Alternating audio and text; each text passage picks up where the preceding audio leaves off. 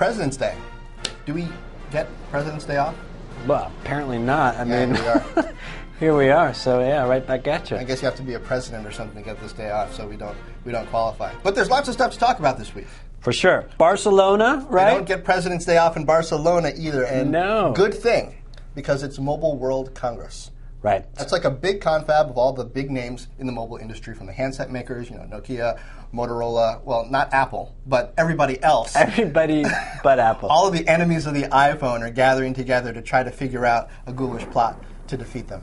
So one of those plots that I heard about is Nokia or Nokia, as they say in Finland, and Intel are joining forces to do an open source OS, really, a kind of development platform for mobile devices. And it can be handsets, but it'll go down to netbooks and everything in between. It's going to be called MeeGo. And so what they're trying to do is make it so that if I'm a developer, I write an application once, and then it goes out and can work on all these devices. So my handset, then I get home, I fire it up on my netbook, they're trying to make it seamless. They're trying to make a kind of Windows ecosystem for the mobile world. Now, Intel is really good at chips.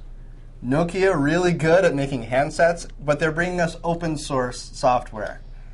Isn't this kind of like buying cupcakes from Microsoft? Well, yes and no. They have some smart software people. It's going to be under the auspices of the Linux Foundation. So there's plenty of Linux developers out there, and so they're hoping that these people take to this, like a plate full of cupcakes, and really develop great applications that can run on these devices. And then Intel's reason for being will be, I get to sell more chips into these devices.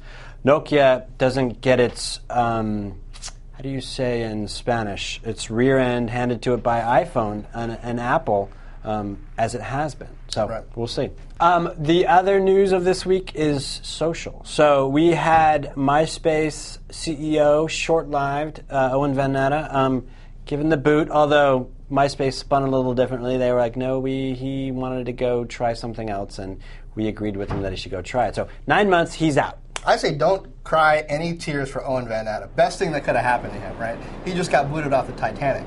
If you look at MySpace's traffic versus Facebook, Facebook is just smoking them. Right. And now when MySpace goes down in a flaming blaze of not quite glory, he can say, well, I was only there for 9 months. If we had done my plan, maybe we could have survived. But His plan was music and entertainment. They seem to still be pushing it, but increasingly irrelevant, and lots of folks are just waiting for MySpace to disappear as a space.